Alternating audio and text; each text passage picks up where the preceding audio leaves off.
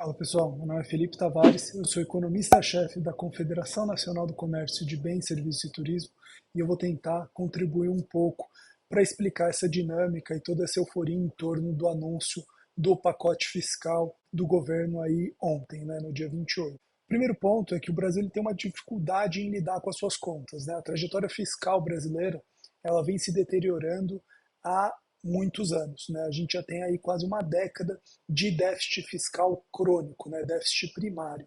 Então, assim, a gente não está conseguindo entregar um resultado ao final dos anos ao ponto que a arrecadação paga o quanto a gente gasta. Então, a gente está gastando mais do que arrecada. Isso gera uma pressão sobre toda a estrutura econômica do país. Toda essa dinâmica, ela pesa sobre juros, pesa sobre inflação, porque ela aumenta o risco do país. Os investidores, né, os agentes econômicos de forma ampla, eles ficam com medo do país não ter mais condição de entregar aquele seu resultado, né, de ele entregar resultado suficiente para cobrir o custo da sua máquina pública. E aí a gente tem um fator aqui que é peculiar no Brasil, é que mais de 97% do gasto público brasileiro, ele é obrigatório, ou seja, ele já é previsto no arcabouço legal, né, na Constituição brasileira, como uma obrigação do Estado, né, um dever do Estado cumprir ali com aqueles gastos, né, saúde, educação, previdência, assim por diante.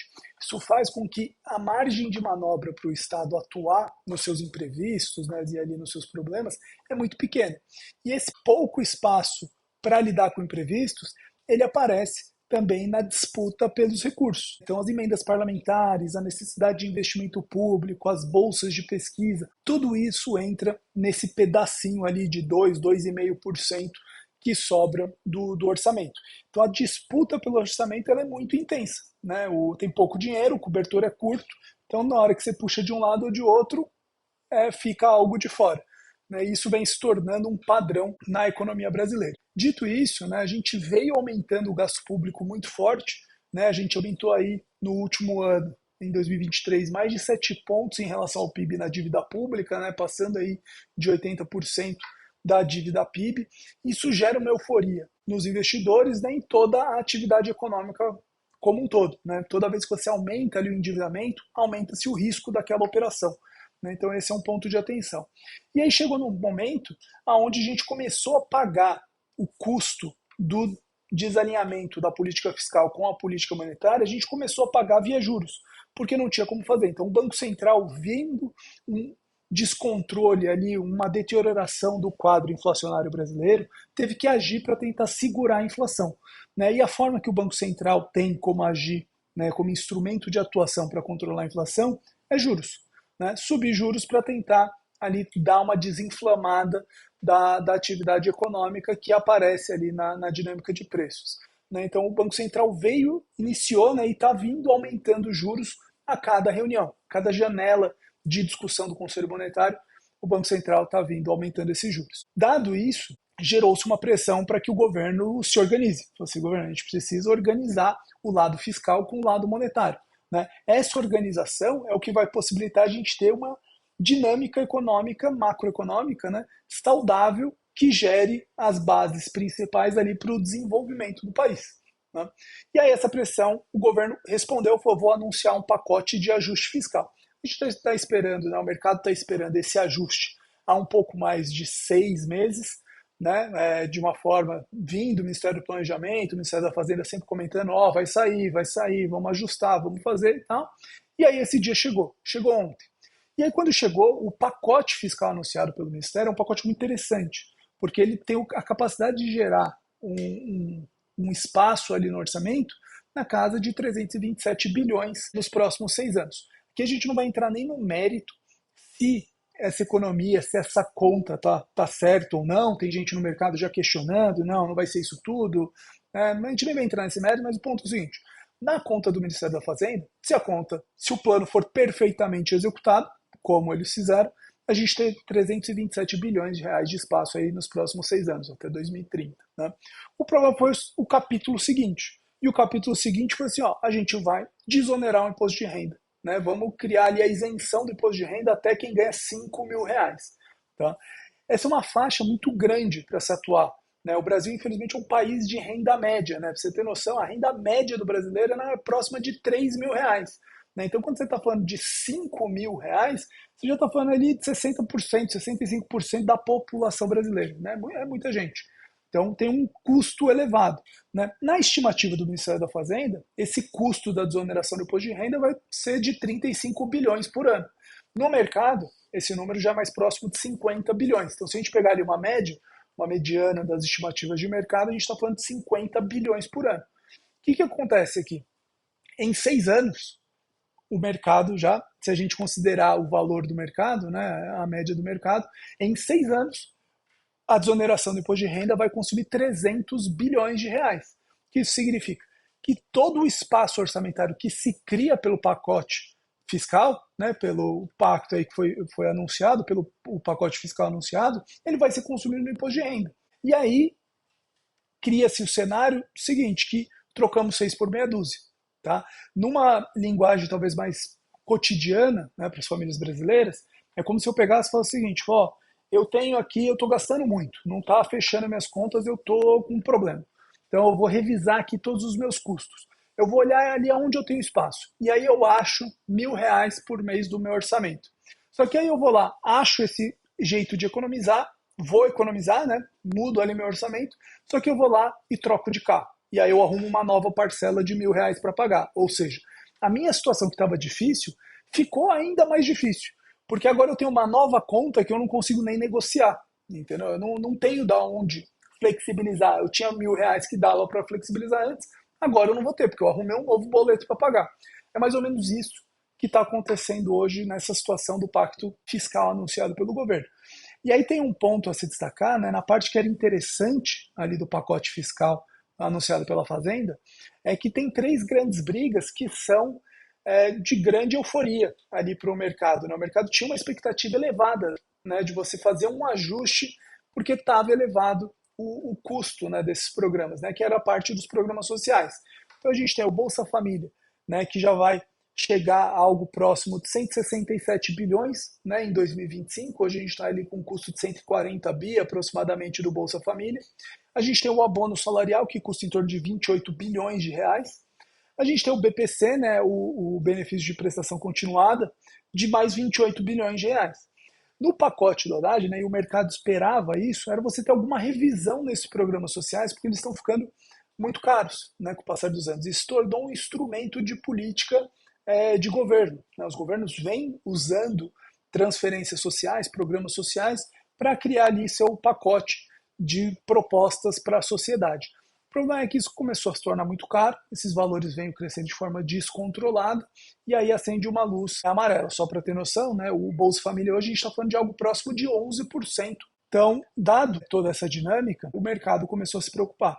E aí o governo fez a parte que o mercado esperava, que era tentar revisar, trazer ali uma nova lógica, uma nova dinâmica que desse mais segurança para o mercado. Falou assim, ó, eu vou revisar, sei que tem excessos, acho que dá para a gente melhorar essa dinâmica desses programas sociais.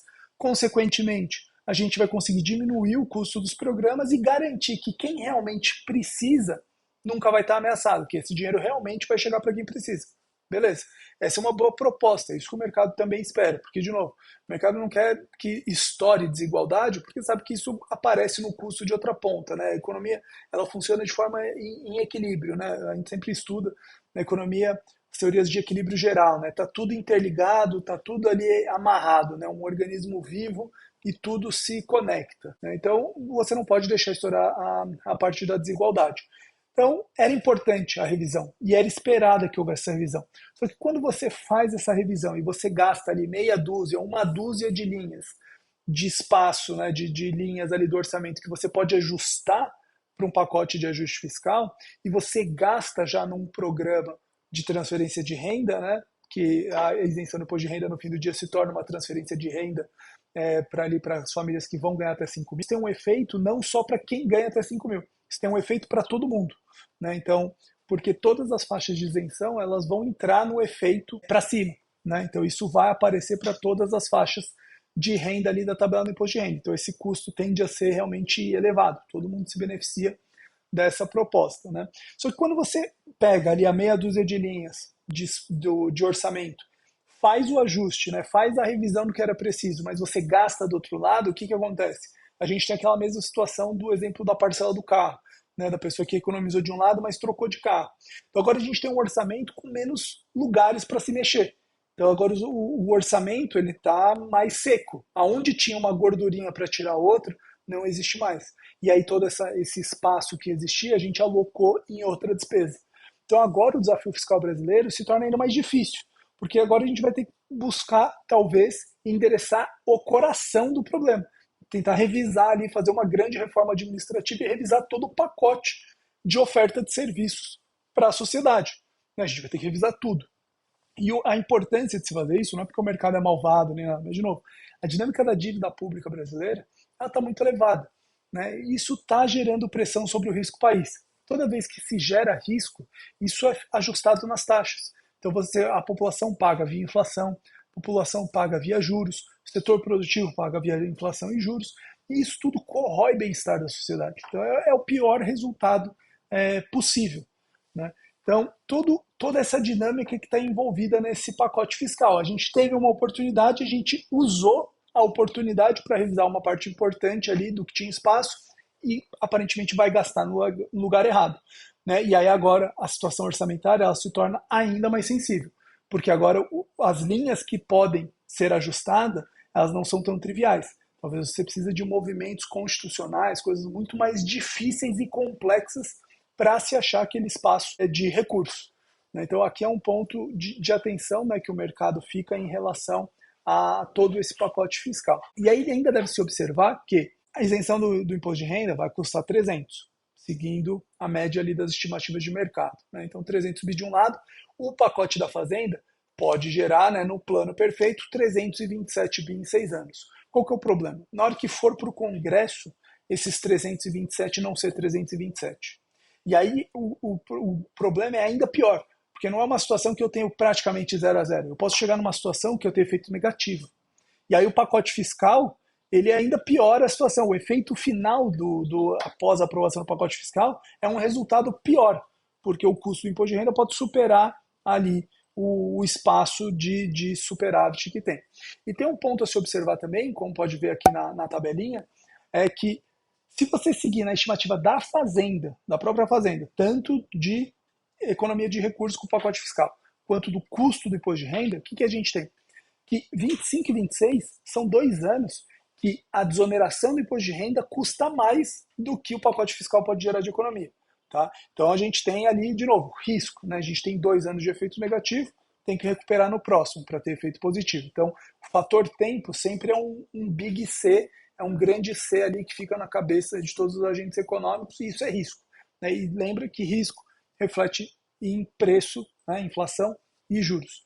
E seguindo a estimativa do mercado, de um custo do imposto de renda de 50 bi por ano, 25, 26 e 27, o custo do imposto de renda é maior do que o benefício, do que o que pode se economizar com o pacote fiscal. Ou seja, fica ainda mais arriscado esse cenário com um custo de 50 bilhões por ano. Se o efeito do pacote não for como se espera pela Fazenda, for menor, né, do que os valores anunciados, aí a gente tem a tragédia completa, porque aí pode ser que o agregado inteiro de 6 anos nem no papel fique positivo. Então essa é toda a sensibilidade e é isso que está tendo de efeito. E aí qual é o efeito que a gente vai ver? 2 efeitos imediatos. O dólar bateu o valor histórico, né, de todo o período. Então a gente chegou ali hoje próximo de 6,10 o valor da moeda americana, e isso gera um efeito endêmico, né, de reajuste de preços, né, de expectativas muito grande. Então tudo é reajustado, mercado fica mais caro, porque vários itens são afetados por dólar, gasolina fica mais caro, combustível de forma ampla fica mais caro, passagem aérea fica mais caro, tudo é reajustado e isso gera um efeito no índice de inflação, né, no IPCA. E aí quando o IPCA pesa, tudo pesa, porque as NTNBs sobem de patamar, então a taxa de risk-free do país, né, que é medido pela NTNB, fica num patamar mais elevado, e isso é mais risco, os negócios têm que entregar muito mais resultado para conseguir fazer jus ali aquele efeito. O efeito de inflação que tem, ele é repassado em serviços públicos, nos reajustes tarifários, isso é repassado na perda de compra da família brasileira. Então, se você tem efeitos transversais muito ruins e negativos para toda a economia. Né? E o outro efeito imediato que a gente viu, além do dólar histórico, como vocês viram aqui, a R$6, é você ter um efeito de descolamento da curva de juros, né? Então hoje a gente já viu, né? A gente fez aqui a interpolação, aqui a nossa interpolação da curva DI, a gente já vê uma extensão ali da janela do ciclo de alta de juros, onde a gente vai chegar ali no o período do ciclo de alta, vai se estender até mais ou menos 2026. E aí esse ciclo de alta que deveria parar em 13 alguma coisa, pode já chegar a 14,25, 14%. Por cento. Já tem algumas casas fazendo essa análise e tal. Então, isso vai ser repassado para a economia de forma endêmica, né? E isso, quando aumenta juros e aumenta a inflação, a família perde o poder de compra, a empresa fica com a sua estrutura de custos mais apertada, a gente tem um efeito de repasse em todos os preços administrados, né, de utilities, né, da saneamento, energia, transportes, etc. A gente tem uma pressão sobre reajuste de salário e aí folha fica mais cara. Juros reflete no custo de financiamento, no custo de capital das empresas, né, ali no capital de terceiros. Ele também altera a medida do custo de oportunidade dos acionistas, então até o capital do sócio ali do equity é afetado nesse efeito, e toda a estrutura de financiamento do negócio vai ficar mais cara. Então o risco país piora, e esse risco país ele é refletido em várias taxas que tira competitividade da economia brasileira num cenário internacional. Então, assim, o cenário não é positivo, né? O mercado viu como insuficiente o pacote fiscal, muito por essa dinâmica inteira aqui que eu estou explicando para vocês. E aí os principais efeitos imediatos de ajuste, né? E, de novo, os agentes antecipam ali os movimentos de mercado para se proteger, né? Para se posicionar bem ali nesse novo cenário que se desenha. Então a gente já está sofrendo essa remarcação de preço, esses ajustes no momento imediatamente posterior. Então há que se observar, o governo agora está para anunciar um novo capítulo de pacote e a gente espera que o Congresso brasileiro tenha ali uma atuação um pouco mais austera, né, mais responsável, olhando ali as contas públicas. É isso. Espero ter contribuído. Valeu. Muito obrigado.